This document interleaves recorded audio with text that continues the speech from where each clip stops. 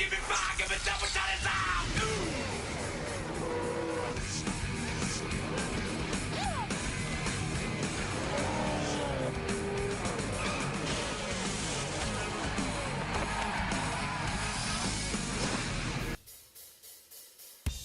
Live in the last frontier, we welcome everybody to tonight's coverage of the Fuel Racing League's Fuel Grand National Series here on the NESRN. Live from the Anchorage Super Speedway, it's the Endless Pride 150 here on YouTube. Pleasant good evening, everybody tuning in to today's live coverage here. Fuel Grand National Series on the North American Sim Racing Network, your home for the Fuel GN here, live from Anchorage, Alaska, in state numero 49. It's race number 7 of the season here on the NESRN. My name is Trey, right up in the NESRN booth, riding solo for the moment. We may get a co-commentator or two coming into the final last couple of moments of practice before we'll get things underway for qualifying with just under 5 minutes to go in queue. And Tyler Stallhood, first one we're going to be talking about here tonight in that number 1 machine. One of the many storylines we've got coming into tonight, and the first one we'll really talk about, he is racing on hotel Wi-Fi, on an Ethernet cable, on a MacBook via boot camp. That's how, it's one of the most craziest things we have heard here, and that's why that one car is bugging a little bit in and out here in Anchorage. We've got about 20 cars, 18 cars have put down a lap time so far here tonight. And it's Chris Bowes who sits atop of the charts with a 46.389. But the 18 cars have all put down a lap time here with 4 races remaining in season number 10 of the Fuel Grand National Series. I'll look to see out on track at a handful of drivers. There is Miss Apollo Hyde, back for the first time on the NESRN in a fortnight after missing last week's race at the Chicagoland Speedway, a race which was won late by Tyler Mallon on a last couple of very, very late restart there up in Joliet, trying to find where that 02 car went. There he is, driving the 02 instead of the 20 here, but we were talking about Apollo Hyde. Trek Togger comes down the pit lane. There's that 100 machine, and taking a look at the point standings after race number 7 of the season with 4 races to go in season number 9. Will Goss, top of the charts by only 10 points over Apollo Hyde. Goss had a solid top 10 run at the Chicagoland Speedway on last week's race, and Apollo Hyde trailing by 10 points coming into the final quartet of races. And Vincenzo Focusato and Drew Fast have climbed into this battle as well. We have got a 4-way battle with 4 races to go in this championship fight. And you go back to Ike Durbin, he's 103 points behind, a little bit out of it. Dunlop Prod, after getting his first win of the season a couple weeks ago. Not sure if he's going to be able to make the race here tonight with 2 minutes to go in practice before we'll set things up for qualifying. But RJ Bishop climbing his way up through the ranks as well. Emmy Schizzato, Tyler Stallhood, and Crystal Bennett rounding out the top 10. But it is super speedway racing here tonight at Anchorage, and there is nothing quite like it, especially at this track with chassis numero 0 here in Anchorage. Again, you take a look at the race analysis we expect here tonight. We expect 22 cars to be in the server potentially. Got 50 laps going on the board for 125 miles. There is almost no tire fall off with this level of chassis. The fuel window is going to be about midway through the race, so we could see drivers try and stretch it into a one-stop race if this race goes caution-free. But it's super speedway racing. I think it's not going to be as chaotic as what we saw at the Chicagoland Speedway last Wednesday, but it's certainly going to be a lot of fun as we take a look at the track itself. Contrary to what we would think on super speedways, such as the Talladega Super Speedway, that start-finish line is all the way right out of turn number 4, about a quarter of the way down the front straightaway. You can see it's all the way down there, right out of turn 4, and go down this 4,000-foot long straightaway, nearly a mile long here at this 2.5-mile course. And it is a lot of fun here, to say the least, especially with all the cars that we've got. With a minute to go in practice, you get a great beauty shot there out of turn number 4. take a look at the rest of the schedule coming out of tonight. Like we were talking about, tonight marks the final 4 races of this season number 9. North Wilkesboro, Indianapolis, and Iowa, all that remain for the next 3 weeks here on the NESRN's coverage of Season 9 of the Fuel Grand National Series. And, of course, the closer we get to Season number 10, probably during the race at Iowa on Wednesday, July 29th, will reveal the Season 10 point standard, or the Season 10 schedule. That's going to be a lot of fun, of course. The link for the Fuel Discord server down in the description box below. Got a lot of cars coming back here, like we were talking about. Dane Stinson, he's going to be in the 20 car with he and Tyler Mallon swapping numbers. Vincenzo Focusato back in the 37. We're talking about Tyler Stallhood in that Mac car, and that MacBook automobile. New paint scheme for the 64 of Ace Racer. Doing the Lightning McQueen throwback. 20 years ago, it's hard to believe the Cars is 2 decades old at this point. I believe it is just these 3 on track as the checkered flag has fallen. Some other new drivers coming in here. Of course, you hear Alvarado trying to make his first start since running a couple of laps at Bent Twig 2 weeks ago. Jason Sterrigan will make his season debut in the 96. A little bit of a super speedway expert, but he is currently about 2 seconds off the pace of Chris Bowes. Right now, setting the fastest time on track here with a 46.389. With about 30 seconds to go in practice with the bonus time. I believe we had one more car put down a lap time. Not sure who it was. I believe it was Kenny Campos. Kenny Campos put down a time, I believe. Not sure if Kenny is racing here tonight. And we'll go ahead and check things out here, but overall, that will do it for practice. We'll go into qualifying Drivers, to your car. here at the Anchorage Super Speedway in Anchorage, Alaska, as we bring you into coverage for season number 9, or race number 7 of season number 9, or race number 8, I should say, of season 9 of the Fuel Grand National Series, as the cars will head downstairs for qualifying, and so will we. We'll be back here in just a couple of moments for the end of qualifying here at Anchorage.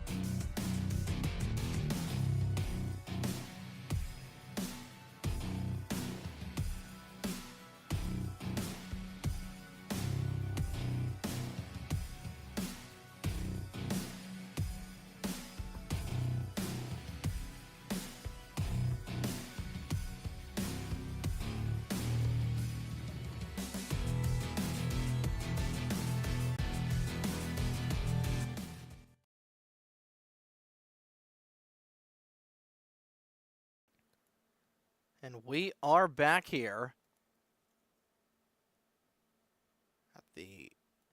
We are back here as we'll get things rolling off here in just a few moments, but we are back here at the Anchorage Speedway in Apollo Hyde. Taking pole position here. So we are just about to go into happy hour in just a few moments. Go ahead and get our starting lineup up here for you guys in just a moment or two. We have got it, so we'll send things back down over. So we go into happy hour and take a look at our starting lineup here for tonight. It's going to be Apollo Hyde, who starts on the pole position for tonight, and Chris Bose will be on the outside of row number 1. Will Goss and Drew Fast will be row 2, with Crystal Bennett and Ace Racer rounding out the starting 6. Only a handful of laps to go before we get things going, and Dunleprod has joined the server a little bit late here in the number 74. I believe that is late to the point where I'm not sure if we have a correct number tag for him. We'll go ahead and check that out. As Discord, I guess, just wants to be a little bit finicky with me. So Tyler Mallon will top the charts here in qualifying. Doesn't look like the Discord wants to work on my end, so it looks like Dunleprod will be having the blue and white number tag they had last week. It looks like that will be the case. Vincenzo Focusato is down the pit lane with about 30 seconds to go. We'll probably get an additional 20 seconds of bonus time. Corbin Wentz in the 11 car. First time we're seeing that newly numbered 11 machine after he changed his number a couple of weeks ago, or 2 weeks ago, I should say, at this point. Going from the 88 to the sticks of the 11. Grant Warren still in the 33, and Will Goss, there he is in that 82 car. Once again, we'll take a look at the point standings. As we take a look at your current points leader of Goss, starts up inside the top 5. So we end practice here in just a couple of moments. We'll send things down trackside. We'll end happy hour, I should say. We'll send things down trackside for the most famous words in motorsports to fire the engines for race number 8 of the season here at the Anchorage Super Speedway, with Apollo Hyde starting on the pole position in that number 100 car. We send things downstairs for the most famous words in motorsports to light them up for race number 8 of the season for the Endless Pride 150 here at Anchorage.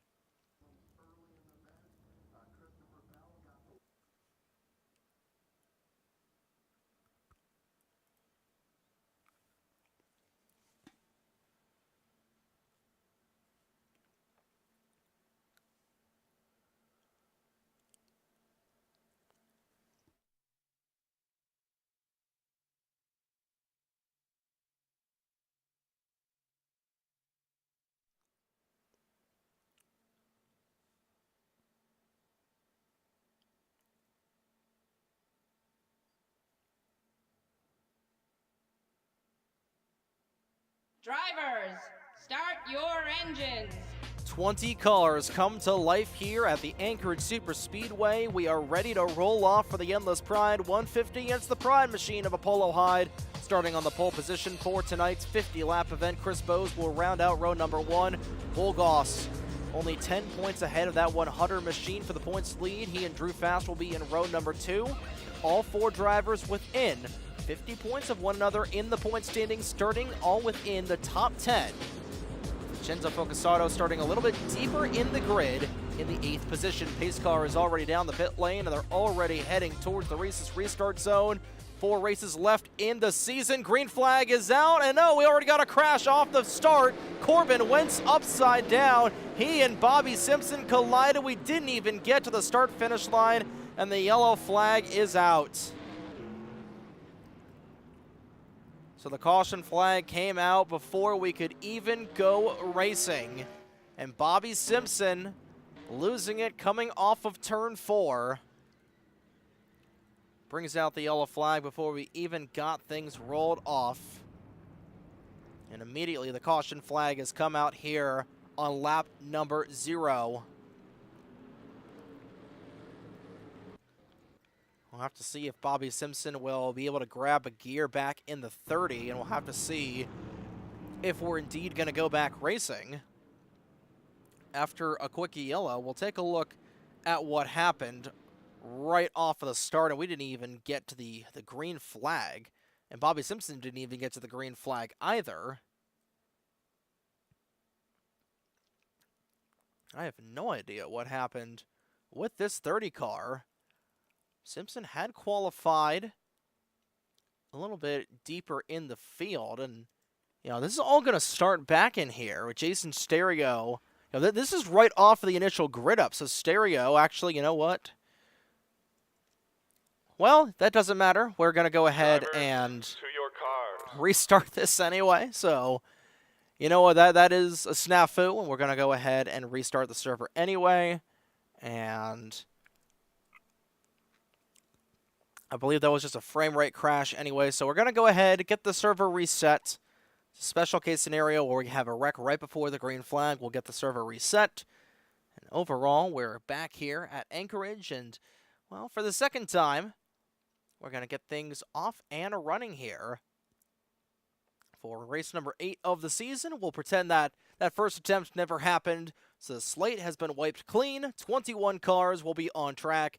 We send things down trackside for the command to fire the engines for the Endless Pride 150.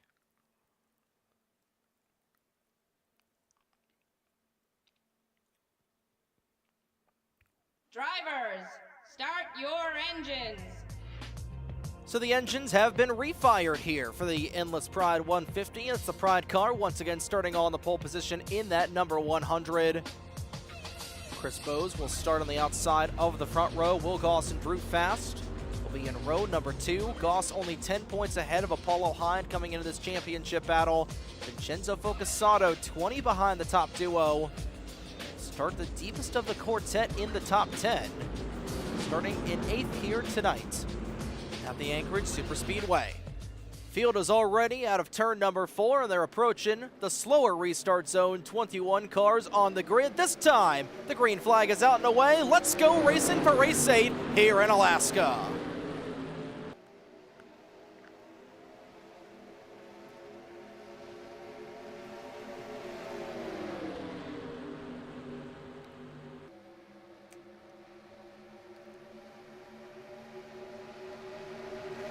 And a lot of wiggling and wobbling there for Apollo Hyde. Right off of the start, and Corbin went to immediately dive that 11 car to the inside.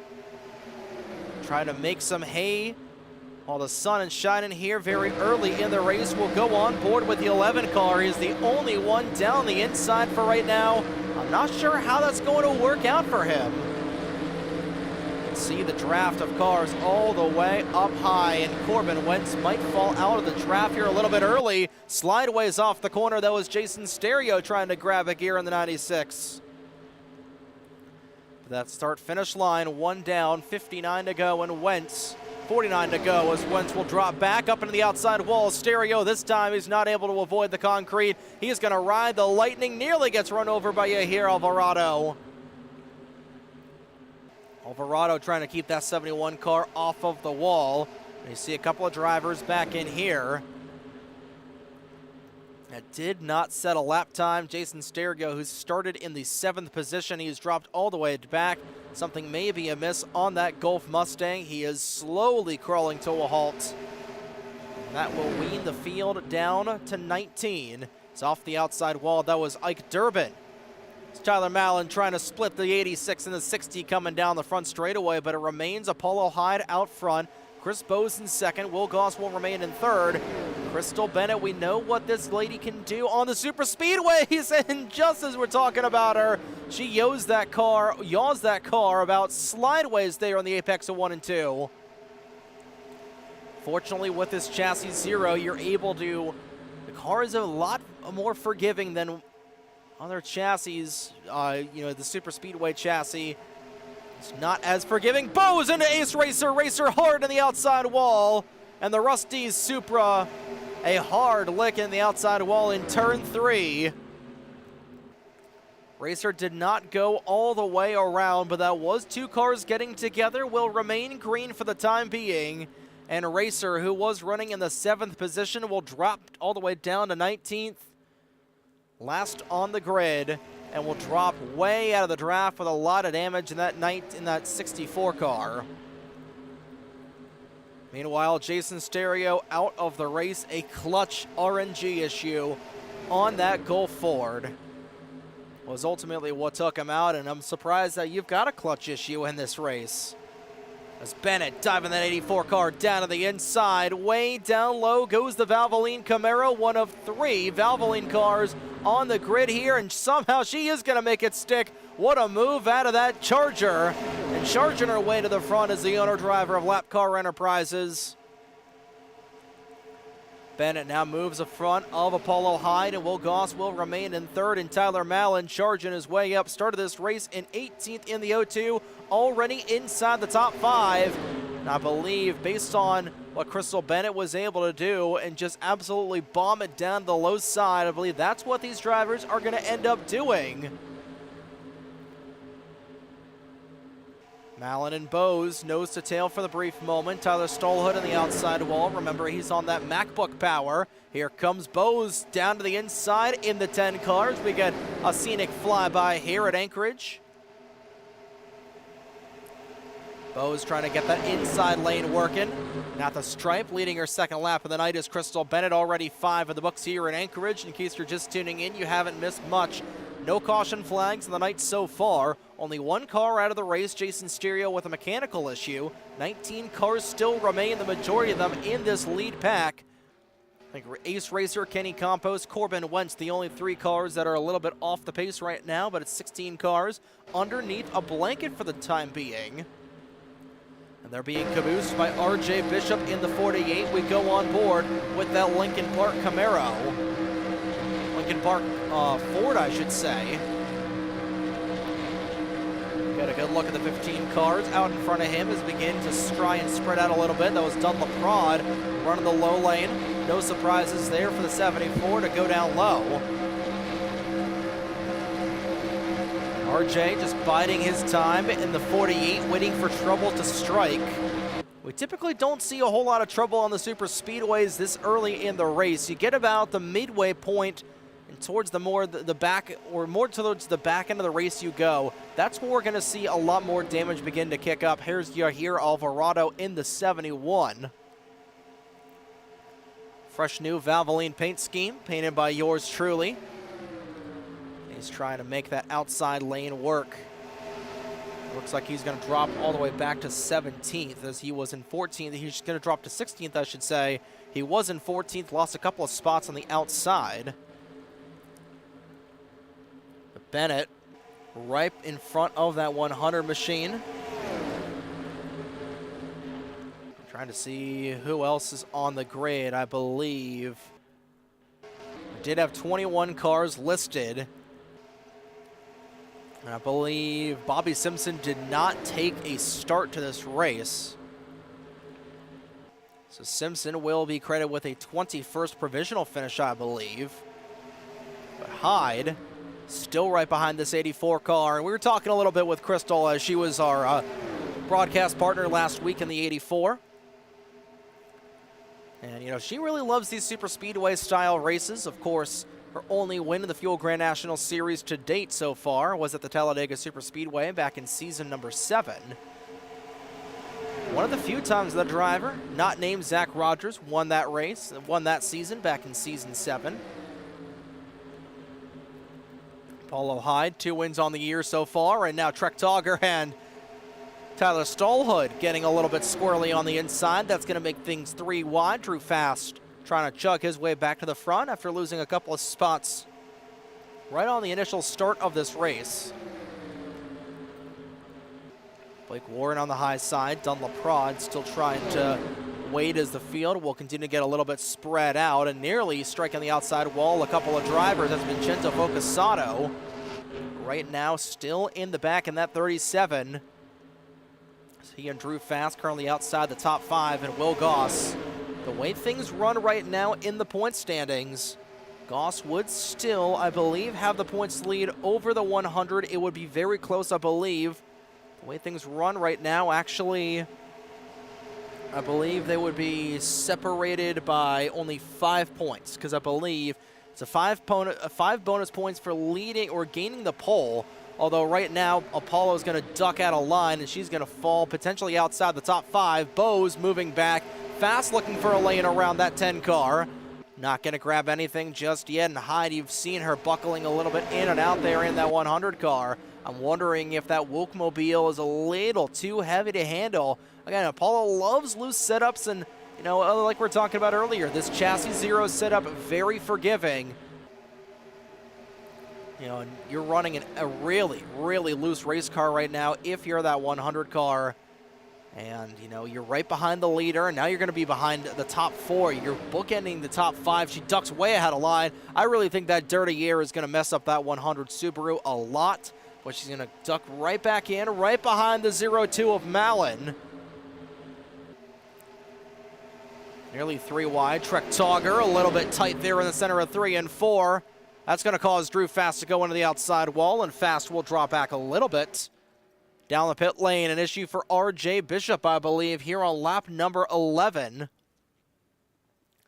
Not sure if it's an issue. It is going to be an issue, so something amiss on the 48, our second mechanical issue of the night, and for RJ Bishop, who is inside the top 10 in points, something going wrong. We'll see what the official cause of death will be. And it's just going to be a simple retirement.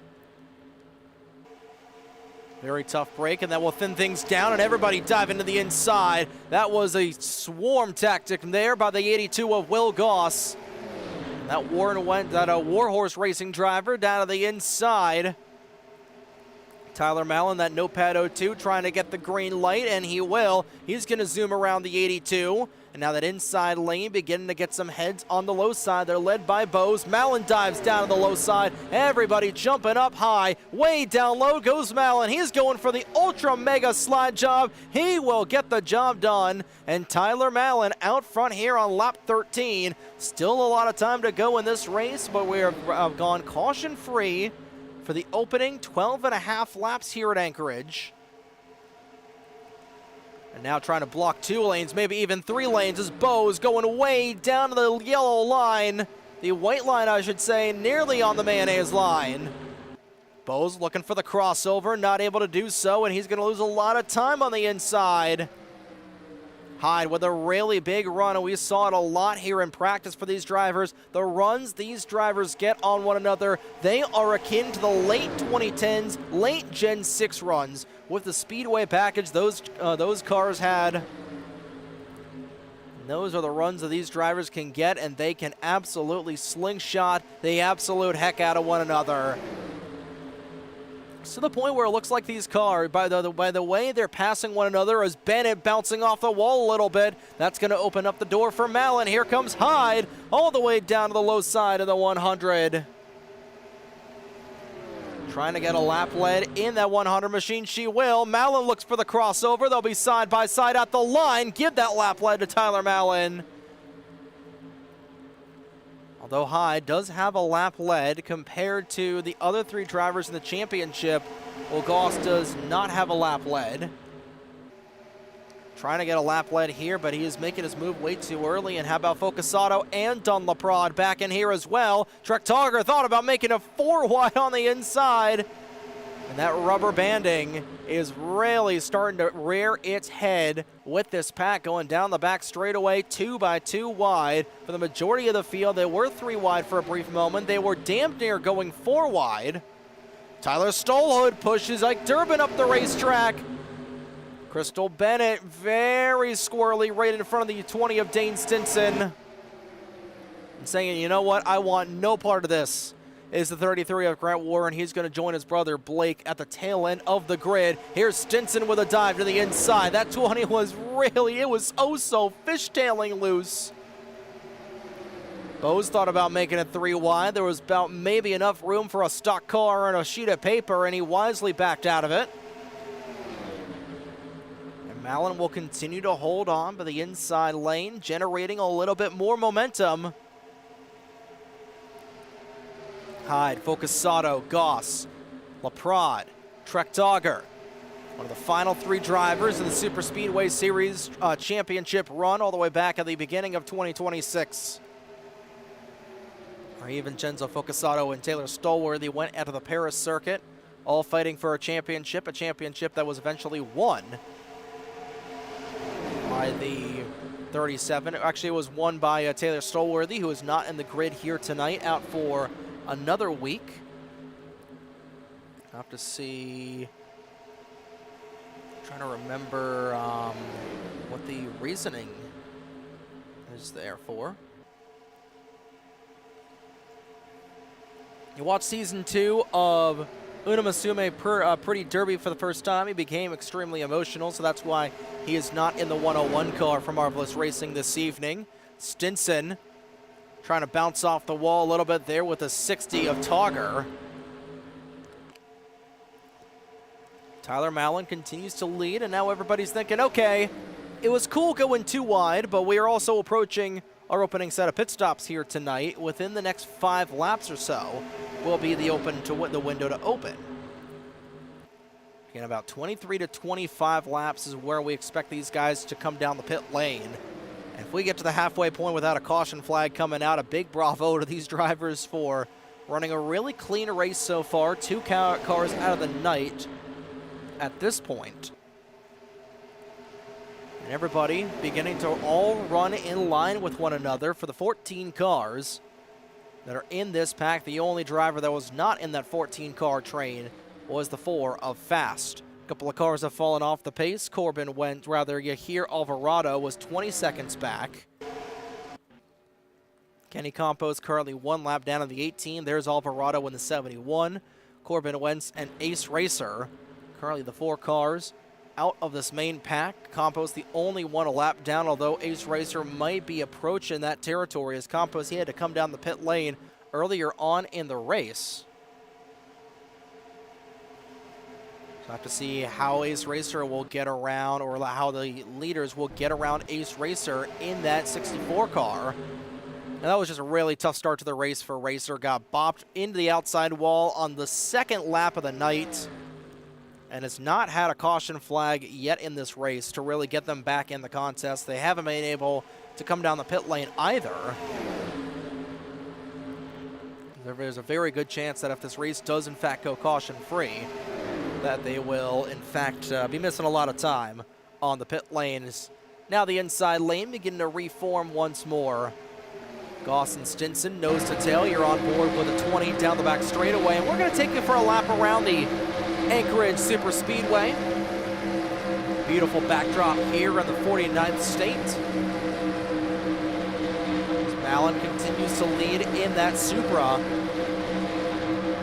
trying to make it 2 in a row and become the 2nd driver in Season 9. He's gained multiple wins this season. The only other one to do it has been Apollo High,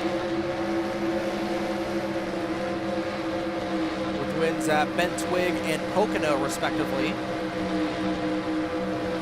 can see Ace Racer in the back as well, and now you can see just how much these drivers are jockeying a little bit back and forth here down the back straightaway, and now we're going to see some drivers potentially come down the pits here. Now Focasato diving down low, Crystal Bennett way down low. I have to see, are we going to get any takers? We are not, but this is a very tricky pit lane to get down here. Saw it a little bit coming back that time by, and trying to see what these other drivers. We'll go to our TV2 cam here. You can see that is the entrance to the pit lane, and that is the pit entrance wall. Safe to say, there is a pretty high chance of somebody trying to scrub off speed, because again, these guys are going 193, about 199, going into the straightaway, into the corners here down the back straightaway. You're trying to scrub off mid-190s all the way down to 70 miles an hour. That is no easy task, especially when you're running in a train like this. So again, it's one of those things where we're going to have to wait and see, but already in that window, Kenny Campos just now coming off the pit lane of the 18. We're going to have to see, do we have any hands coming out the window Not yet on the chat so far.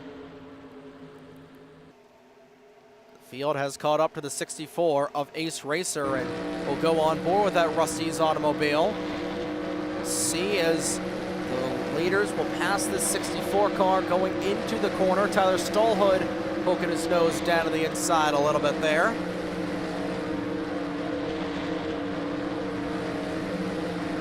Everybody's still remaining up high, getting around this stricken 64 car.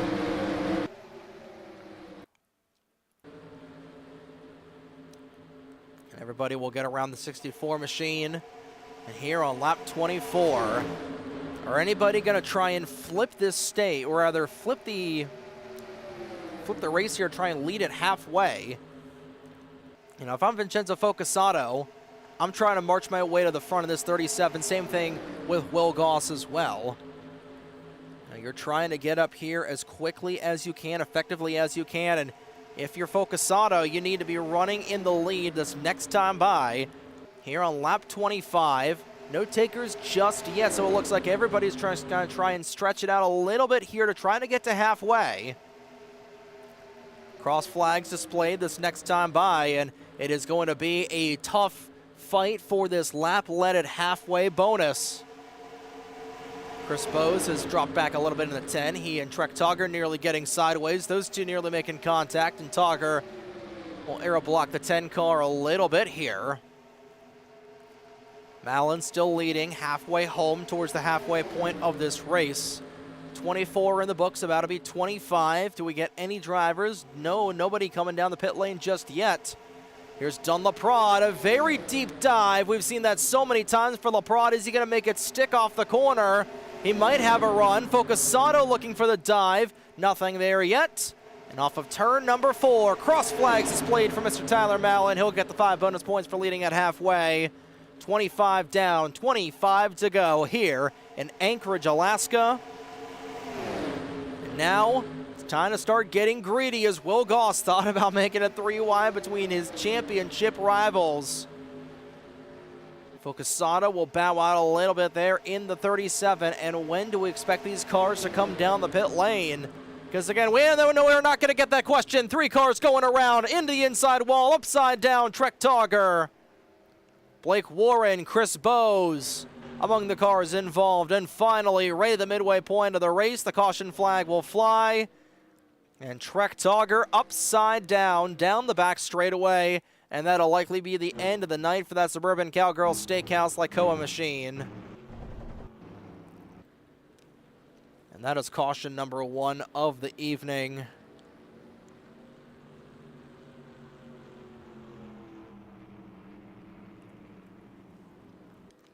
And that going to throw the green flag pit stop question way out of the window for all these drivers.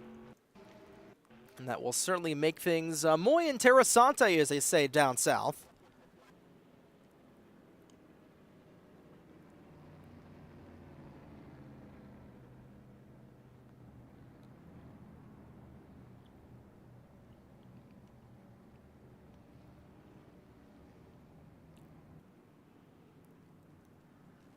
This is going to change a lot of things, and we'll have to see. I believe Ace Racer will be getting the free pass after all of that.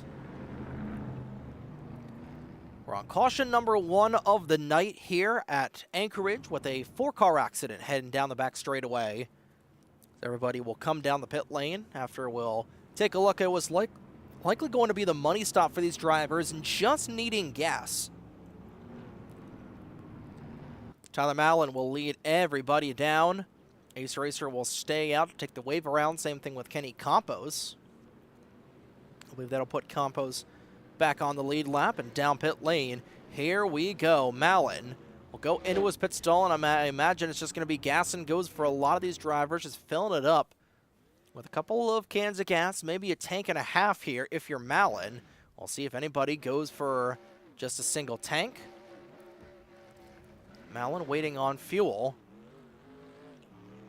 Will be out and away in the 0-2. Is anybody going to try and beat him off? It's going to be very tight there between the 100 and the 0-2, and I think Hyde may have just got the edge. We'll have to check and see. My goodness, that was very, very close, and I believe it's going to end up being Apollo Hyde. No, it's going to be Tyler Mallon, I believe. That'll be the race leader. Going back through the gears here in just a few moments. So real quick, we'll go ahead and take a look and see what happened to put us under this first caution flag of the night. And Trek Talker will come off the pit lane, 1 lap down after flipping down the back straightaway. And on the initial, we missed the initial look at it. It was Togger trying to jump back in line, and Bose is just going to give a little bit of a bump. Wrong place, wrong time. Blake Ward and Drew Fast just caught a piece. And upside down, skidding hard on the roof there was that 60 car. You can see the tires still spinning. And a tough situation there for Trek, who was running in 9th at the time.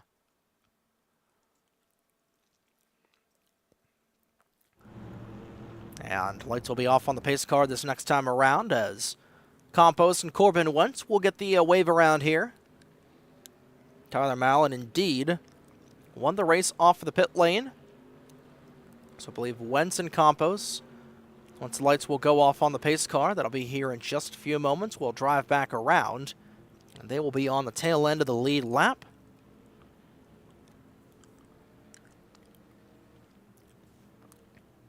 So while we wait for these drivers to get things going,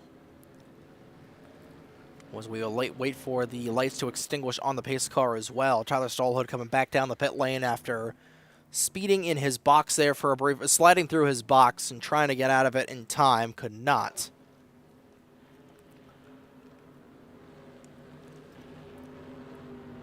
Actually, we'll go ahead and send things back live, I should say. We'll get the ticker back up and running as Mallon continues to lead.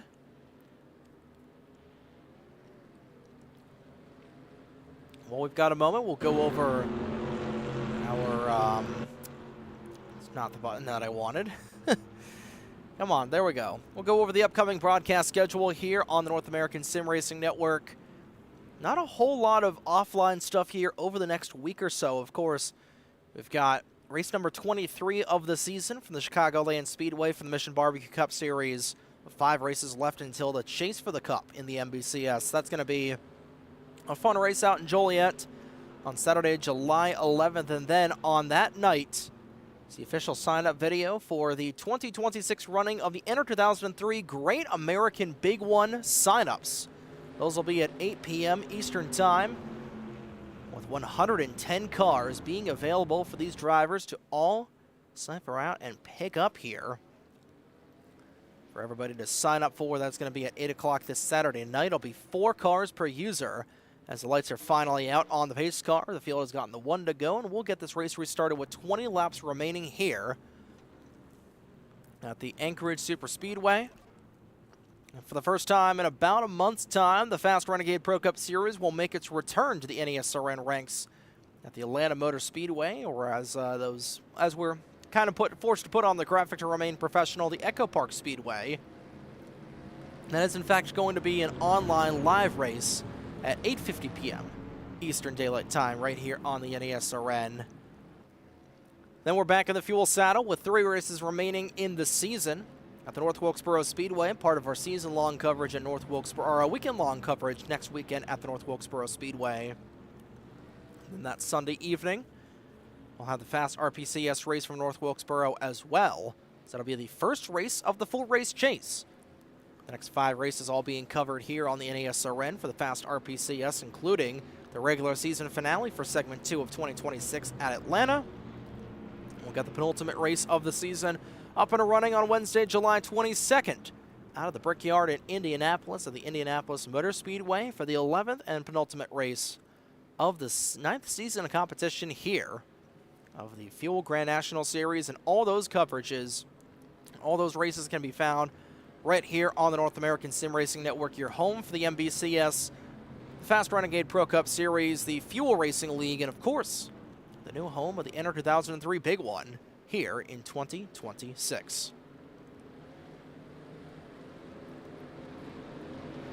2 cars out of the race. Trek Togger will be a lap down after that kerfuffle to bring out the opening caution of the night.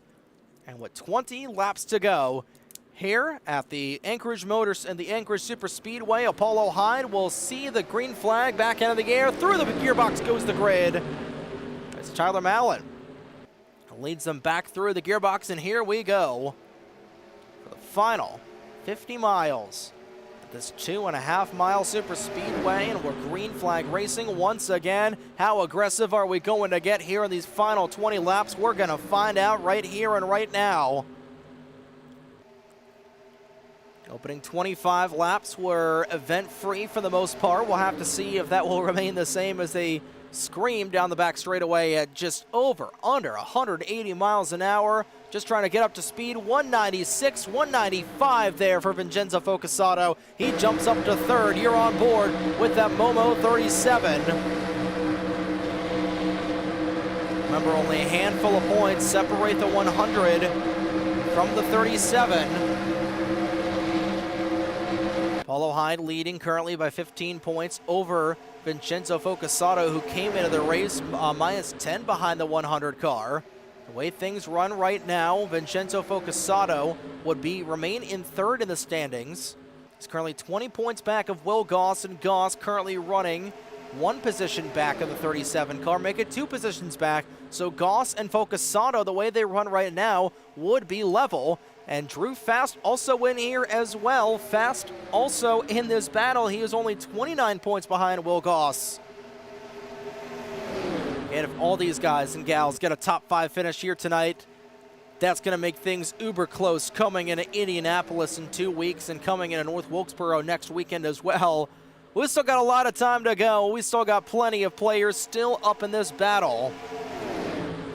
But Apollo Hyde, he's almost never won on a super speedway before. She has been close a couple of times, and she has had some success at the Under Armour Super Speedway as Drew Fast pinballing around. He collects Dunlop upside down. Fast barrel rolls into the inside wall, goes Stolwood. The big one strikes on the back straightaway on lap 33. Oh my lord, we haven't seen a violent crash like that since the season opener of the Super Speedway Series. Back about 6 months ago at this point, where a couple of cars pirouetted and Tyler Stolwood nearly Mark Martined himself upside down into that jutting area where the ambulance nearly had to get the tarps out, ladies and gentlemen. And that is not what Drew Fast wanted, to go upside down. Fortunately, it doesn't look like there's a whole lot of damage on that 4 car. And he is able to drive it back, but we knew the aggression was going to go up a couple of notches. And another couple of cars tumble down the back straightaway here at Anchorage as we're under caution number 2. We'll have to see, do we get any retirements after that accident? Fast with the back end beat in relatively decently. I don't know. He shouldn't lose a lap.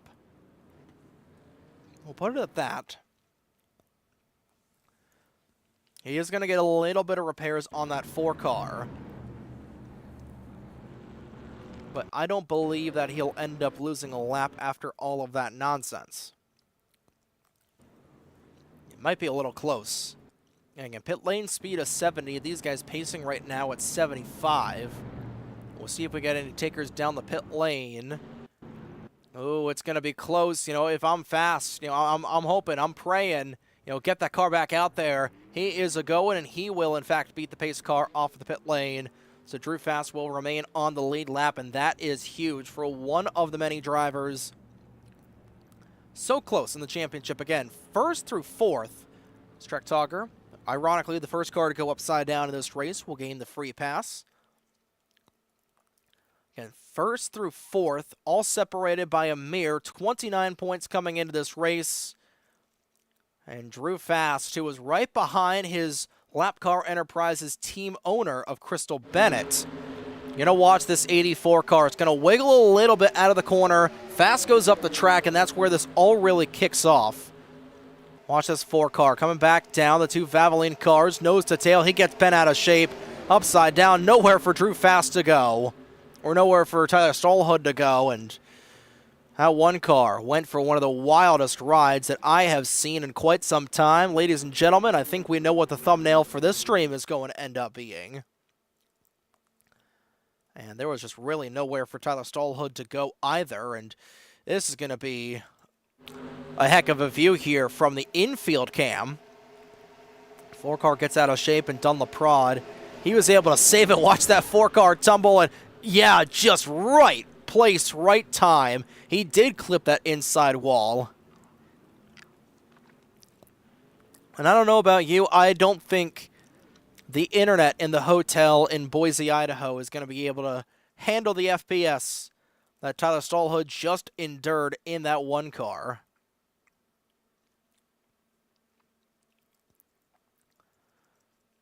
Goodness gracious. Oh boy. Well, things like we talked about, they've got interesting. And that's going to put 17 cars on the lead lap. Trek Talker back in the dance. We'll see. We'll get a couple more cars. Dunlop-Prod will come down the pit lane for one final time here. It looks like we'll get this race restarted with about 14 to go. Maybe even 13 to go, as lights are still out on the pace car. So I believe we're going to be getting an additional lap of pacing here. It looks like we're probably going to get this race restarted with 13 laps to go. But fortunately for Drew Fast, and you know, I didn't even mention it, that was 2 Lap Car Enterprises cars barreling down the back straightaway, flipping side over side and end over end. And fortunately, it doesn't look like the back end of that one car looks too caved in compared to Lycoa of the 60. But God, I don't think I've seen a crash quite like that here in the Fuel Racing League since Rich Roy and Bobby Simpson got together midway through, ironically, which was the first ever race on this computer here for the Fuel Racing League. You know, you go back, what was it, late November, early December. It was the very first race we broadcasted from my current PC with the 60 FPS, the 4K imaging, you know, the nice and crispy stuff that, unfortunately, my it's causing me to really just beat my graphics card like it's a dead horse. You know, whipping it like it's Secretariat, but overall, you know, we're able to broadcast that in crispy 1080p 4K vision. And we're able to do the same thing with that as they went wild down the back straightaway. But here we go.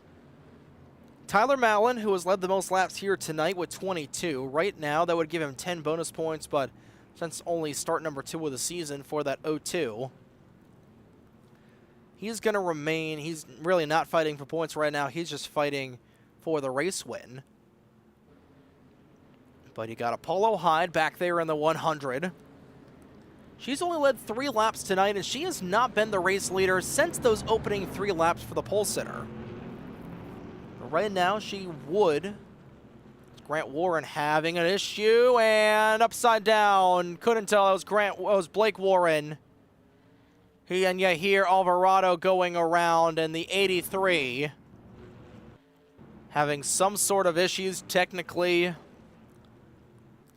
Now the 4th car to go upside down, it doesn't look like that's going to affect us going back green flag racing with 13 to go.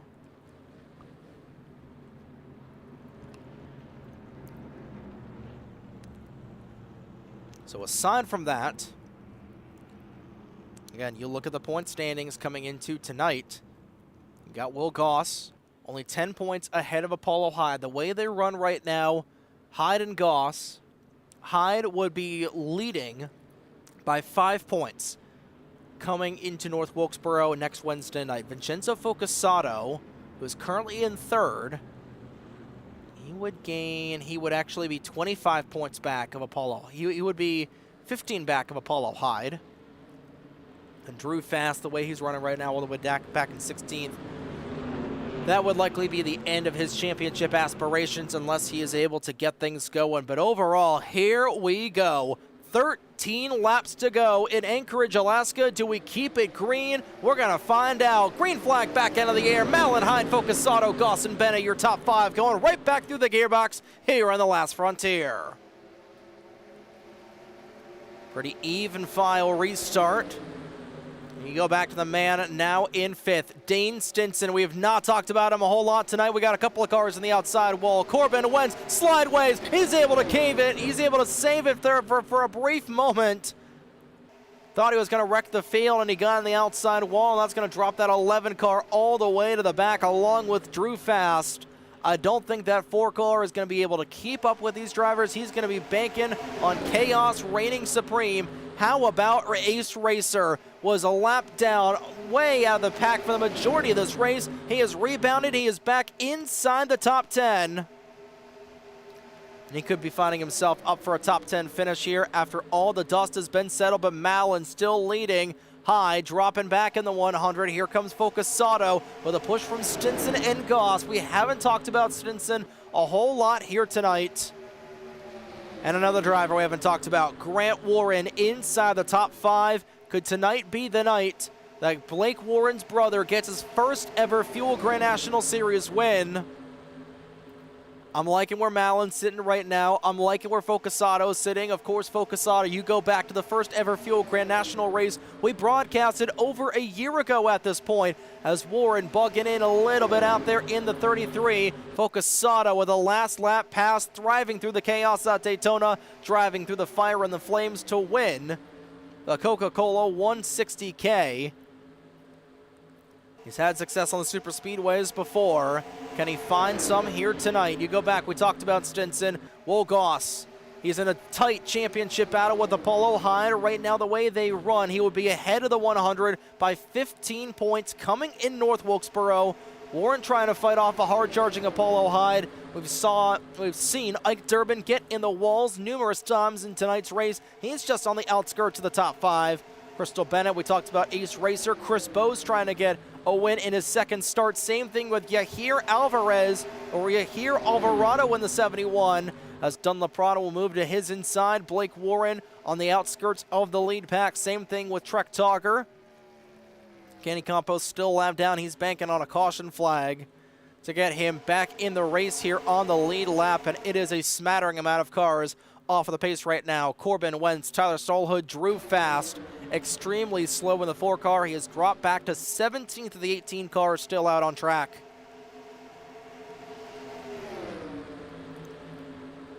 Under 10 miles remain here in Anchorage, Alaska. In case you're just tuning in, you have missed quite a little bit. Championship implications in tonight's race as we welcome you in the final 9-lap run of the Endless Pride 150 here at the Anchorage Super Speedway in Anchorage, Alaska. Live for the Fuel Racing League's 8th race of the season here on the North American Sim Racing Network. My name is Trey Wright on the NESRN. 9 laps to go in the 4th to final race of the regular season here in season number 9 of the Fuel Grand National Series. Grant Warren way out of line. He's able to save that 33 car as he was breaking sideways in that Quaker State Kyle Busch Camaro. Here we come. Oh, Drew Fast, he spins around, does an incredible job of saving that Charger. Caught the tail end of that spin, and we saw Focusato trying to poke his nose down low. Not sure, trying to find somebody. The camera's getting hacked, ladies and gentlemen. Here comes Goss. Goss with a big push from the 100. You'll go on board with Apollo Hyde. Idle Gateway Wolfmobile with 8 laps to go. Goss down on the outside, nearly a little bit of a bumping and banging back in there. They nearly junked half the field. And we're starting to see those pushes become really aggressive down the back straightaway. Stinson thinking about getting a run to the inside of the 100. Focusato, he's dropped back outside the top 5, back in about the 8th position, I would gauge. Make that about the 7th position for car number 37. 2-time winner on a super speedway here on the NESRN, wins the Daytona and Talladega super speedways. And with 7 laps remaining, it's been all Tyler Madeline for the majority of this race, leading his 29th lap of the night, making his 30th lap led of the evening for that Remo 2. Looking for 2 wins in a row, looking to become the second driver to not only win multiple times here in 2026, but to win in back-to-back Wednesday nights. Goss, Hyde, everybody thought about going down to the inside. Hyde is going to remain upstairs with the 0-2. Now Goss is going to push the 100 up into the high lane. That broke up everybody, and that's because the caution flag is back out. Didn't even notice the yellow flag was out. Blake Warren, Corbin Wentz, Tyler Stolhood around, and with 7, now 6 laps to go. We were just a lap away from the point of no return. Goodness gracious, great balls of fire. And based on the chat from Blake in the YouTube sphere, it looks like he had a massive engine failure.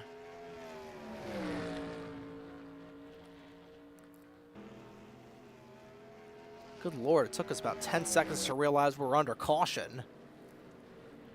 Blake Warren, Kenny Campos, and Drew Fast, they're all out of the race. And this might wean us down all the way to about maybe 2 laps to go based on how long these caution flags have been. We'll see if we get any takers. We're going to go ahead after we get any takers, we're going to go ahead and pull in one of our championship competitors to see, does anybody come down the pit lane? They do not.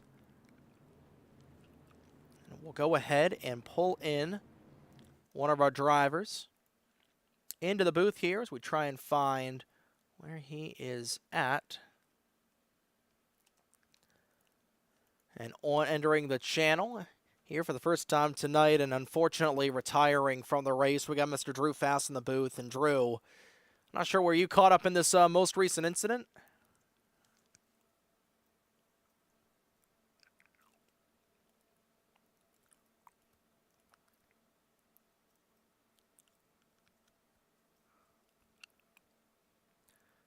Yeah, you took a very hard hit there for that second caution flag.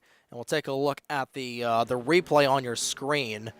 It was, oh yeah, a massive engine failure and a Dale Earnhardt-esque hit there for Kenny Campos into the wall.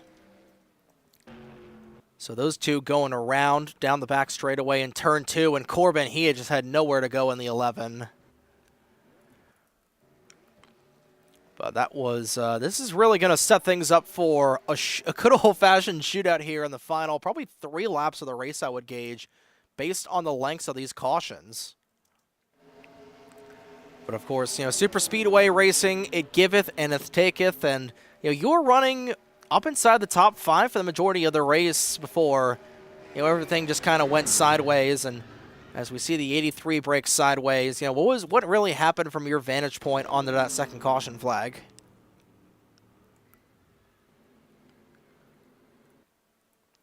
I don't think it was very good. I didn't have a chance to test it out and just made it blind, and unfortunately I don't think it was very good, so I kind of got stuck mid-pack. For my accident, I kind of backed, I think Crystal was in front of me and got a little loose, so I backed off just a little bit, and unfortunately it accordion-infected into me getting ran over and punted into the wall. Just unfortunate, so much speed in here that people just didn't have a chance to back off with me. Yeah, it's tough that you also got railroaded by your teammate of Tyler Stolhood, as the field is probably going to get 2 laps to go. We're probably going to end up getting a 2-lap shootout to decide the end of this race, and well, they're double filed up, and the lights are on the pace car, so we are going to be getting a 3-lap shootout after a little bit of a quickie yellow here. You know, we saw this play into Tyler's advantage last week in Chicagoland, where we had a quickie yellow. Things got bottled right back up, and with under 5 to go, there's no more cautions from this point. They could completely junk it up on the restart, and that could be curtains. This is going to be a lot of fun here. This is going to be interesting because you can really dive bomb those turns and make passes, but it's hard to do in the middle of a race. But these last few laps, I feel like everybody's going to be doing that, so it'll be interesting to see what happens there. Well, it's going to be really interesting to see how Tyler Mallon is going to try and defend things here in these final 7.5 miles. But you've got your team owner, Crystal Bennett, last win, and as of right now, her only other win on the super speed or coming on the super speedways here in the Grand National Series at Talladega back in season 7. Will Goss has got a win already this season in the 82. He won all the way back at Charlotte 7 weeks ago, what seems like an eternity ago at this point. Vincenzo Focasato, a previous super speedway winner, like we were talking about, Apollo Hyde, looking to try and get back in this championship battle, as right now Will Goss would be ahead by 20, make it 15 points the way they run right now. But with 3 laps to go, you're putting aside the long run for trying to get a short one-run win. With 3 laps to go here at Anchorage, the green flag back out and away. Tyler Mallon with a great restart. And this is it, ladies and gentlemen. We're past the point of no return. We're clean and green for the remainder of the race. Yeah, Crystal kind of got hung out to dry a little bit there. 37 pulls back in line, but I think the bottom line is definitely the place to be right now. Oh yeah, Dunn LaPrade making up a lot of time as Corbin Wentz, he gets nudged by the 60 car, and around goes the 11. No caution flag will remain green for the time being, and Mallon out front by a long margin. Way loose was Focasato, somehow able to wiggle that car back into position.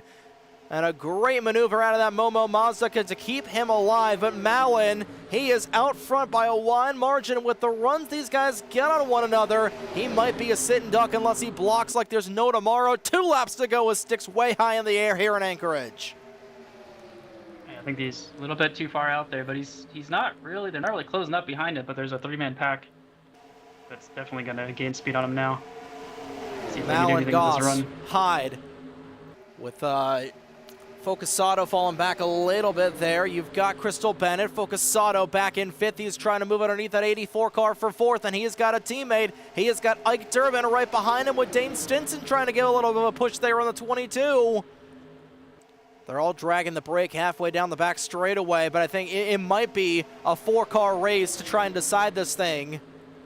Goss with a big run coming. Same thing for Bennett. Out of turn 4 for the penultimate time. White flag in the air. The bell sounding loudly here in Anchorage. Here we go. Mallon, Goss, Hyde, Bennett, and Focasato, your top 5 as they thunder off towards the clubhouse turn for the opening time, the final time here tonight in Anchorage. Yeah, I think that everybody's saving up their runs for the last turn, but I don't know if it's going to be enough. Allen's even out in front pretty far. He must have so much tape on that grill. Hopefully it doesn't blow up going into the last turn here. Halfway down the back straightaway. Crystal disappeared.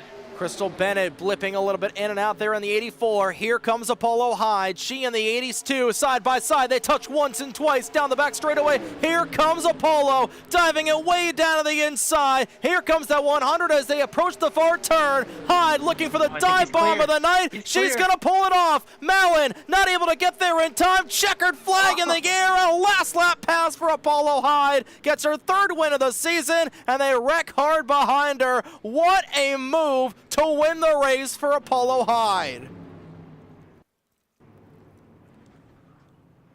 Man, I'm kind of glad I was up here to watch that from the booth. That was a crazy move by Apollo there to take the win. Hey, you called it, Will. Or Drew, I should say. I know you called it, Drew. You called it that inside lane was the way to go, and what a dive. And you know what? Sometimes it helps when you design the track. You know what you can do and you can't do. And for the first time since lap number 3 of the night, Apollo Hyde leads a lap, and it's the most important one. We got to take another couple looks at that, because wow.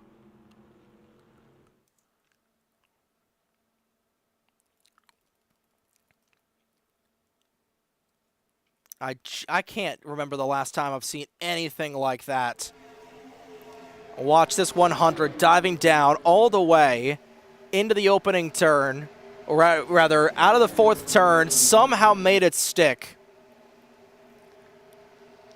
Goss at the line. They were 3 wide at the line.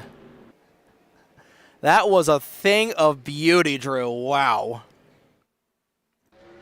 Yeah, that was wild. I knew Apollo was going to make that move on that last turn there, but I didn't know if they were going to be able to make it stick enough to not kind of Malin just passing back on the straight, but he just timed it perfectly, had just enough of a run to hold it, and got the win. Well, it definitely helps that this is the reverse Talladega, where that start-finish line way on the closer side of turn 4. It's just right out of the corner, a little bit akin to what we see at the Pocono Raceway, and that plays into Apollo Hyde's favor. I think you go all the way down that front straightaway, Malin would have definitely got the crossover run, and he would have been able to get the job done after an incredible race here tonight. That was certainly something. Yeah, that was wild. Malin messaged me and said they have to leave in 2 minutes if they want to do an interview. They'd have to do it like right now. Alrighty, so we'll go ahead and get the interview out of the way there for Tyler Malin real quick, but we're going to go ahead and get that all situated here. Take you into our post-race interviews tonight after an incredible race here at the Anchorage Super Speedway. Apollo Hyde, your winner. We'll hear from Tyler Malin momentarily, your runner-up finisher by only 35 one-thousandths of a second here for race number 8 of the season.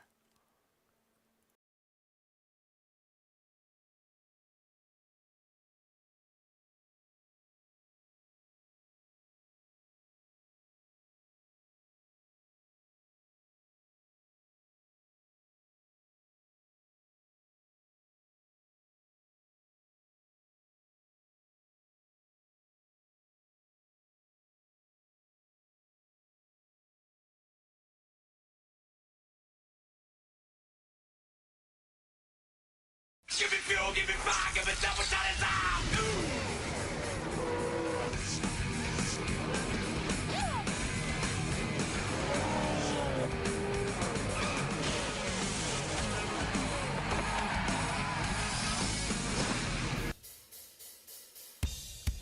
And we are back here at the Anchorage Super Speedway. Quickly getting into our post-race interview process, thanks to some time constraints here, and we'll go ahead and go into our second-place finisher after just a dominating run there at the end, leading 32 laps on the night. But unfortunately, 36 laps on the night, but unfortunately a last lap pass was the befuddlement there. And Tyler Malin, first and foremost, just how do you really just describe that finish? Oh, it was a good finish. Apollo made the right move there. I kind of handed it away after I chose not to block. I thought I was going to be able to get back around with the run from the outside, and just wasn't big enough run. But yeah, he made the right move. Good win. Yeah, and that was a dominating race on your front, like you said, leading over half of the laps here tonight. And you know, there were a couple of times in this race where you really had to block a lot of these runs. You know, we were talking about it a little bit during the pre-race show, how the runs that we get here out of these lot of drivers are akin to the late Gen 6 Super Speedway kits. So how are you really able to defend there, especially running in that clean air by yourself? I think if I had gone to the bottom, I would have been fine. I just needed for the start-finish line to be farther down the front stretch, which it just wasn't, and I didn't leave myself enough time to get back around. But yeah, if we had gone the full straightaway, I would have gotten back around by the end of the first corner. But it just wasn't meant to be. I just, it is what it is. It was a good race. That's all that matters. Fantastic finish. Great job by Apollo. Thank you to Tyler for allowing me to race again. Thank you to Reem for staying on the car even with the scribbled numbers. And thank you to everyone for putting on a clean race. Yeah, and there was it was a very fun race for us to watch up here in the booth. And Drew, do you have anything real quick for our runner-up finisher before we'll get things out here? Yeah, it was just a good race. You were up there leading the whole time. And I just wondered at the end there, how much tape did you have on? I was running 60. Oh, okay. See, I thought you had like a bunch because you were able to kind of stay out there in front, but I wonder if everybody else was just kind of like holding their pace up until the last turn there. Trick is to get the rear of the car out of the air as much as possible. So whatever you can do on the setup to make that happen, you're going to be a lot faster. And I did I think I did a pretty good job tonight. I think I had the fastest car, but that doesn't always mean you win the race. It's part of racing. Yeah, and unfortunately, like they say in Talladega Nights, second place is the first one to come up a little bit short. And Tyler, we know that you've got a little bit of a time constraint here, so we'll let you go. But thank you for coming on post race here tonight, and hopefully we'll see you at North Wilkesboro next week for what's going to be some good old fashioned short track racing down at Wilkes County. Possibly. I don't know if I'll be here next week, but yeah, hope it goes well. Thank you to everyone in Fuel for putting on a good race. Alrighty, have a Can't good win night, them man. all. You too. User That was moved Tyler out of your Mallon, driver channel. of the number 02 Ream Toyota Supra, your runner-up finisher here tonight. And we're going to go ahead and properly get things situated here for our interview process. But you know, Drew, I know you only watched the final 5 laps there at the end, but your initial takeaways of that race in total, it was I feel like we say this almost every single week. It was a Jekyll and Hyde race where the first half of the race, clean and green, you had a couple of cars scrape the outside wall, a couple of cars get into some danger, and that final 25 laps, pocket marked by wrecks. You've got big ones, you've got cars flipping all over the place, you've got pirouettes, and all comes down to a 3-lap dash and a last lap pass. Yeah, it was a really good racing. Honestly, like that first run being up there, and everybody was really racy. So it was really fun being in that race until I unfortunately flipped down the straight. But sometimes that just happens. Yeah, that was one of the more violent crashes we've seen in quite a while. We were talking about that was probably the most violent crash we've seen since the Super Speedway Series racing here a couple of months ago at this point. But we're going to go ahead and bring in our third place driver, User was moved to your driver of the channel. number 82 Pringles Chevrolet Camaro for Warhorse Racing. Mr. Wolgoss, you got a copy of us here in the broadcast booth. Yeah, I do. How's it going? Pretty good. That was certainly a very spirited fight to the end there for you guys here tonight. And considering everything that transpired in those final 25 laps, I think a third place would definitely be pretty good for you guys here tonight. Yeah, I was just looking for a solid finish. Wasn't really sure how I was going to close out that race. I was in second there and just didn't really know how to pull it away, and my car really wasn't going to the bottom like Apollo's was, so that was kind of the race to win there. I wish I had tried something, but I can't complain with third. I've been having pretty good finishes all season, aside from like 1 or 2. I think I finished outside of the top 5 at this point, so I'll take the consistent finishes. Absolutely, and you talked about those consistent finishes and how that's really came out in the point standings, and we'll talk about that a little bit later on. But with super speedway racing, there's both a lot you can prepare for and also not a lot you can prepare for, and especially with this zero level chassis that we had here tonight, the car was a lot more forgiving when the back end steps out from you. And overall, how did that really play into your setup here tonight, knowing that you could really play around, make your car a little bit loose, you can have the back end step out a little bit more than you would like to on other super speedways such as Daytona and Talladega, and how did that really play into your setup, into your race strategy? Yeah, the large banking at this track really helps out with that. So I had it set up, we unloaded pretty well, and then I just tried to loosen it up as much as I can. So I messed with the springs, a little bit of wedge, and just moving some weight around here and there just to kind of get it to do what I wanted it to do. It wasn't quite where I wanted it, but it was good enough to keep me up there and with everyone I needed to be racing around. And I finished ahead of everyone except for the one person I was really trying to beat there. But I mean, like I said, I'll take third place. Yeah, another really consistent finish from you, and like we talked about, we'll get to that here in a moment. But walk us through that final restart where you're on the outside lane, one of the cars inside the top 5. You get to the white flag, and then you see the 100 car dive down to the inside to take the win away from Malin. Do you think there's anything you could have done differently, or like you're talking about, just glad to walk away with a car in one piece and a solid top 5 finish? I feel like I maybe could have gotten second out of that since Malin really didn't move at all. Like they kind of made their bed up there in that high lane. Um, I don't really know if I had anything for Apollo there. Like I could have tried, and in hindsight, I wish I really did. But again, end of the day, I'm looking at the big picture. The finish there is good enough. I could have risked it, and I could have wrecked Malin or Apollo for all I know if I didn't do what I did there. So yeah, I do wish I went for something, but I can't complain with the result that I have. Especially, and again, another solid top 5 finish for you this season, and that has really been your bread and butter here in Season 9. Looking at the point standings, unofficially, it looks like you're going to be 7 points behind Apollo Hyde coming out of tonight and going in North Wilkesboro.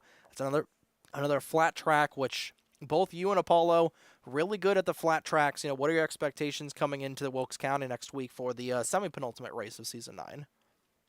Yeah, I kind of expected to be behind after they took that win. They led laps. I don't know if I got even a single lap went under my belt there in that race, which I was really trying to go for, but it's kind of just a wall of talent in front of me, I guess. Yeah, a flat short track like North Wilkesboro, I think that's right up my alley. Did pretty well at IRP in the Sportsman Series, so a track like this I think will be, like I said, just right up my alley. I think I can bring a good setup to that track and be pretty competitive with that 100 next week. Absolutely, and that's going to be one heck of a race here next week in North Wilkesboro for our first race back in the Wilkes County in quite some time here for the Fuel Grand National Series, if memory serves me right. But, Drew, you got anything for our third place finisher here tonight? Yeah, just good race, good or third place there. And one question for you: how much tape did you have on in there? That is a great question. Let me go back in my setup and check, actually. I'm not too sure. I want to say it was left at 60, but I Okay. could be wrong. I know for Q, I cranked it up to 90, and I really didn't know like what lane I should take. I just kind of threw it to the bottom in 3 and 4 and got a 48 flat out of it, which is good enough for third, so that was all right. Yeah, I'll give you my setup notes here in 1 second. Let me find Anchorage in the game. Because now I was I'm just curious. I curious if honestly don't anybody even threw know. a crap ton of tape on right in there to try to pull something. I know Blake did, and his engine blew up. Okay, yeah, I was at 55 that race, so yeah. Maybe Oh, so you tape didn't was. even. No, I didn't mess with it at all. Maybe tape was the move. That could have been why Apollo got by me so easy and why those cars seemed as hooked up as they were. But yeah, I didn't really mess with it. I didn't want to blow my engine like Blake did at the end there. Gotcha. Yeah, we saw that happen for a lot of drivers. Quite a few drivers having mechanical RNG issues here tonight, which that's just kind of the way that things go here in the Fuel Grand National Series for some drivers. But we'll give you the floor to thank any sponsors that you want. If there's anybody you want to shout out here on the NASRN, you know the drill. We'll give you the floor to get things going, and the floor is yours here for our third place finisher. Thank you again to Warhorse Racing for having me for this season, Fuel for hosting the league, and of course you guys for broadcasting it. My only real life sponsor obligation I got to make is to Power Slam Pro Wrestling. We have a show this Sunday in the Newtown Mall in New Philadelphia, Ohio, at 2 p.m. Tickets like $10 to $15. So come on down if you happen to live in that area and are watching this. But other than that, that's it for me. Thanks for having me. Hey, thanks for being on. It's always a pleasure to have you here for these post-race interviews, and we'll see you at North Wilkesboro next week for what is going to be a heck of a race down in Wilkes County. Yeah, see you next week. All righty, have a good one, dude. User was moved out of your That channel. was Will Goss, driver number 82, Pringle Chevrolet Camaro for Warhorse Racing. Another top 5 finish and another podium finish for the marquee driver for Warhorse Racing. But it's time to bring in the lady of the hour, and User it's a was little bit moved to your fitting that channel. for the Endless Pride 150, the Idle Gateway Wolkmobile Subaru is going to be standing on the top step of the podium. Miss Apollo Pie, you got a copy of us here in the broadcast booth? My voice is destroyed, but I certainly got you, Trey. Well, what a comeback for you after being out with an illness last week at Chicagoland to coming back in roaring force to win your third consecutive race here. But you had to do it with a little bit of zest and style. Walk us through that last restart where you restarted in the 5th position, third car on the inside lane, all the way up until that incredible dive bomb pass down on the inside to take the win from Tyler Mallon. Yeah, so these late race restarts in our test sessions have always been absolutely ridiculous here at the Anchorage Super Speedway. So I knew that once we were restarting with 3 to go, I knew we were going to see something special. We were coming to the white flag lap, and I knew that I had a better car than the 82, and I was about even with Tyler Mallon. Maybe Tyler Mallon was even slightly faster than me. But that's mainly because I had my car set up to do that dive bomb down to the inside, because that's the way to win here. It might not lead you the laps, but that's the way to take the checkered flag at this track. Sometimes you get people blocking all the way down to the bottom. We didn't have any of that. I just set sail clean. I really wanted to have Crystal behind me bump drafting, but unfortunately she blinked out behind me. I had this idea that we were just going to push each other through the final turn to go on to win. But since she blanked out, all of a sudden I have a 201-mile-an-hour draft where I have to drive solo. I have to pass 2 cars on my own, no help, and we got it done. Oh, this track is so amazing. I love it every single time that we come here, and it's just really, really awesome. I'm finally able to win at one of my own tracks in this series because I've had so much bad luck at these tracks, whether it be everything that has happened to me at Grand Junction or just plain not being in the correct position or getting wrecked out at Albuquerque or having a really bad race uncharacteristically at Augusta to just not being able to get the job done at the Alley Raceway to finally come to the Anchorage Super Speedway and my 3rd attempt here in the Fuel Grand National Championship and to take home the victory at the track type that has plagued me so much time in and time out. Oh, and to put the Idle Gateway Endless Pride Subaru the Subaru BRZ. We are a BRZ. We got to get that right. To put the Endless Pride Subaru BRZ in Victory Lane on the week before we head down to Washington, D.C. to bring the absolute house down at a sold-out crowd at the Underline for Idle Gateway Volume 4 Endless Pride. Oh my goodness. I'm so far beyond elated with myself right now. Well, it definitely feels like, well, first and foremost, we're glad you're feeling better, and because it sounds like you're feeling better after that win, and just the emotions running for you, of course, after just an incredible run here tonight. You mentioned it, you were the primary designer of this track, and does it really help, we were talking about it a little bit earlier on, right after the checkered flag, does it help to have that ace up your sleeve of designing the track to know the constraints, where you're able to run, what's possible, what's impossible, and does that really help you a lot when it's coming to those just dive bomb Ross Chastain-ass maneuvers? Yeah, so at this point, this is the 3rd time that we've gone to this track, so I feel like that any sort of advantage that I would have from being the track creator is definitely leveled out at this point. Everyone's got a playbook to come to this track and run with. Of course, Marvelous Racing crew, me, Crystal, and Jason, we all brought our own specialty setup that we have for this track. So we definitely have a really strong book here.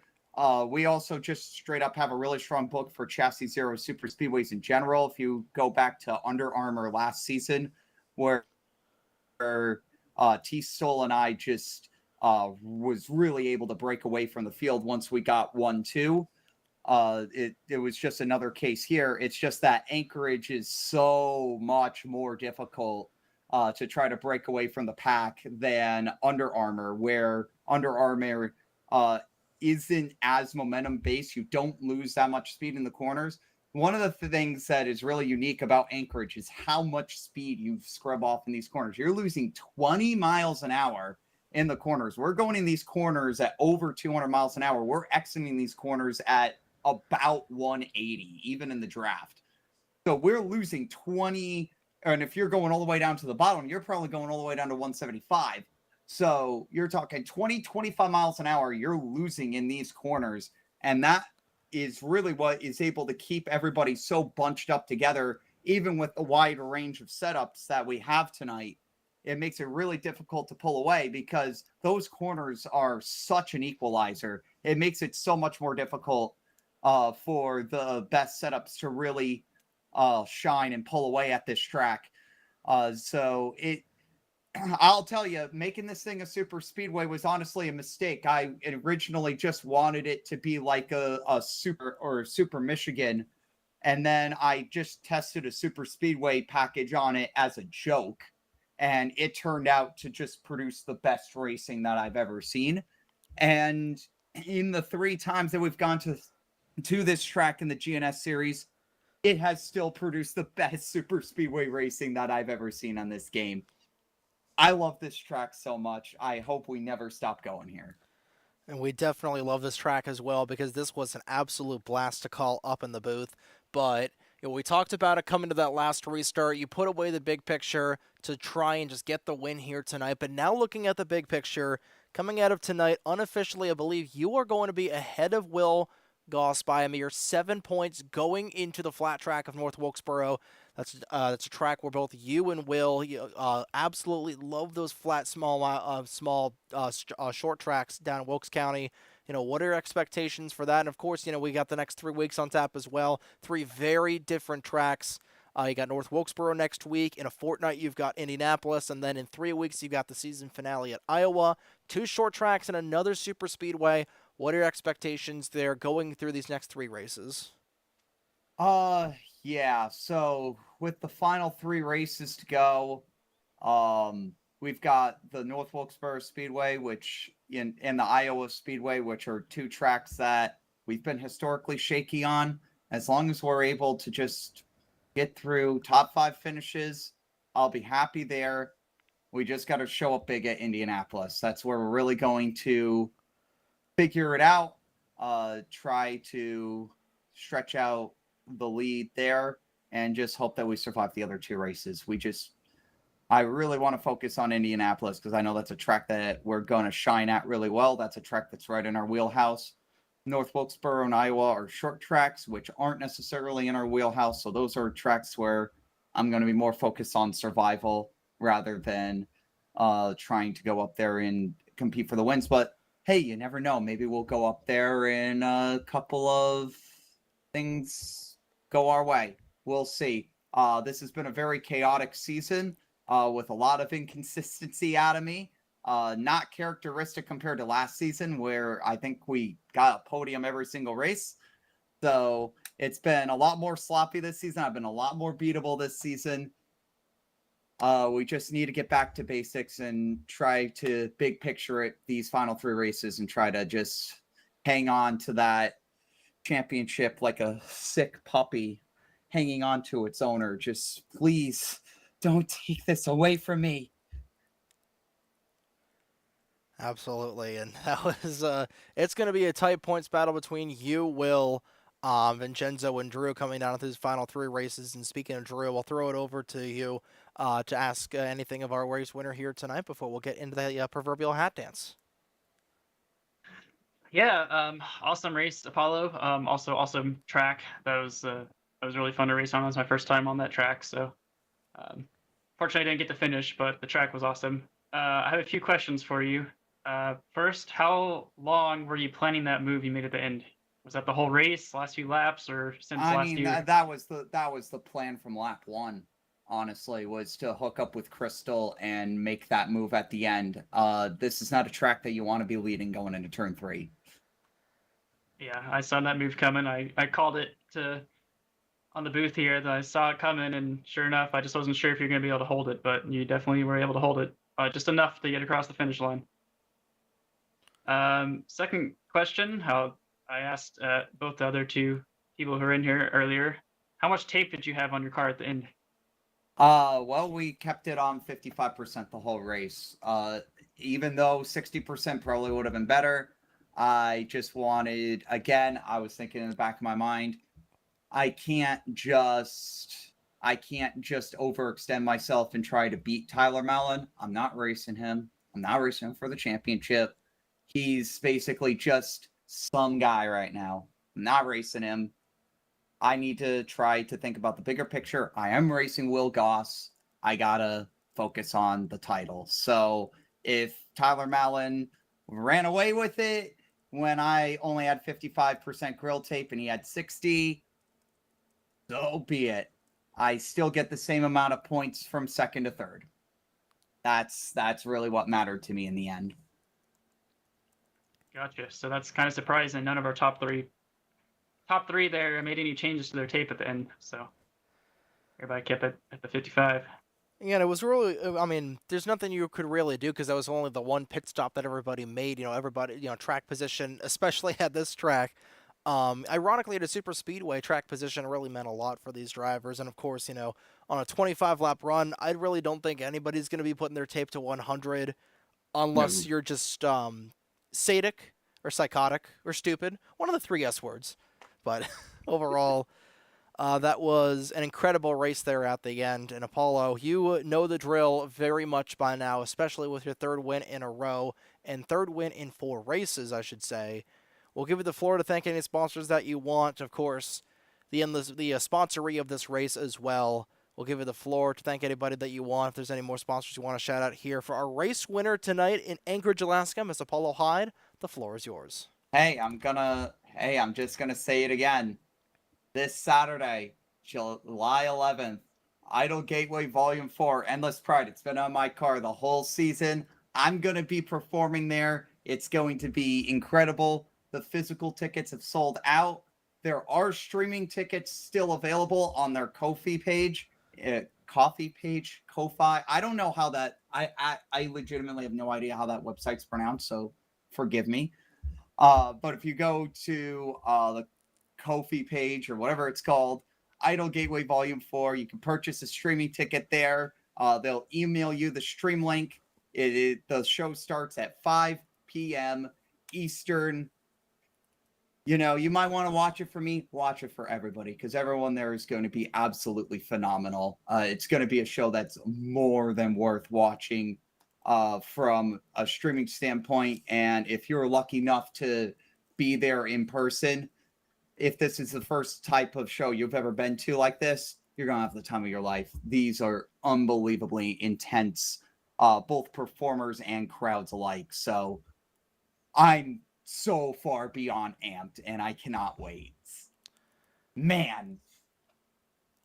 We are so amped after witnessing the end of that incredible race here tonight in Apollo. It's always a pleasure having you come on here post-race, and we thank you once again for coming on. And we'll see you next weekend, or next week down in North Wilkesboro, which is going to be a classic short track shebang down in Wilkes County, North Carolina for our third and final race of the season. But until then, we'll see you next week, and have a good week. Have a good week, and go celebrate with your team for win number 3, and especially at a track you finally getting a win at a track you finally built. Oh God, my voice is still messed up. Yeah, go recover your voice as well. Yeah, still recovering from being sick. Alrighty, have a good night. You too. User left your channel. That was Apollo Hyde, driver of the number 100 Idle Gateway Subaru BRZ for Marvelous Racing, getting the job done here tonight at the Anchorage Super Speedway. And that was just an absolute barn burner of a way to end the race here this evening, as we'll go ahead and get our thanks for watching graphic nice and done for our upcoming race here in the Fuel Grand National Series. And that was a very interesting race here tonight. And Drew, your final thoughts before we get out of Dodge after what was some of the best super speedway racing we have seen here in the Fuel Racing League. Yeah, that was pretty awesome. That track was awesome. I'm glad you got to race at it, and hopefully next year, if I race at it again, it'll go better for me. But it's cool to be in the booth too. So. Yeah, and that was, we thank you, of course, a lot for coming on here midway through the race after unfortunately bowing out. And next week is just going to be an absolute classic. Short track racing here in the Fuel Racing League is so much fun to watch and is so much fun to race in, and we cannot wait for that here tonight. But that is going to be in a week's time on Wednesday, July 15th at 8:50 p.m. Eastern Daylight Time. And before we officially get a Dodge here tonight, we're going to go ahead and do the top-down order for all 21 cars that enter the race here tonight. Apollo Hyde led 4 laps on the evening, on the evening, to win by 35 one-thousandths of a second over the 0-2 of Tyler Mallon, who finished in second. Will Goss rounded out the podium in third. Dane Stinson finished in fourth, and Crystal Bennett rounded out the top 5. Grant Warren finished in 6th. Ike Durbin finished in 7th. Vincenzo Focasato rounded out the top 8. Don LaPrade bounced back from a late race crash to finish in 9th. And Yahir Alvarado finished in 10th. Actually, it's going to be Ace Racer is going to finish in 10th. Yahir Alvarado suffered a post-race penalty that puts him down at the end of the lead lap, so Yahir Alvarado will in fact finish in 13th. So Ace Racer will finish in 10th. 11th was Chris Bowes. 12th was Corbin Wentz. 13th was Yahir Alvarado. 14th was Trek Togger. First car off the lead lap. 15th was Tyler Stallhood. 16th, the first car out of the race was Blake Warren. 17th was Kenny Campos. 18th was Drew Fast. 19th was RJ Bishop. And 20th was Jason Stereo. Rounding out the 21 cars that started the race here was Bobby Simpson in 21st. He'll get a provisional after not starting the race. And that will do it for tonight's broadcast here of the Fuel Grand National Series, race number 8 of season number 9 in the books. And we are out of time. On behalf of my broadcast partner, Drew Fast, for coming in here in the final stretch of this race, for Rich Roy, Kenny Campos, Crystal Bennett, who will be back on the headset mic next week here at the North Wilkesboro Speedway, and everybody that makes the NASRN, and of course for everybody at the Fuel Racing League, for Tyler Stallhood, Apollo Hyde, Ike Durbin, everybody that puts these broadcasts and these races on, we thank you so much for everything that we've got going on. 8 races are in the books, 3 races remain in season number 9. Of course, we've got a lot of stuff down the road here on both the offline side of things and the online side of things here on the North American Sim Racing Network, but that is all I've got. On behalf of everybody from both the NASRN and for the Fuel Grand National Series and the Fuel Racing League, my name is Trey Raitt, saying so long from Anchorage, Alaska. This has been a presentation of the Fuel Racing League on your home for the Fuel Racing League, the NASRN. Have a good night, folks. We'll see y'all next week down in Wilkes County.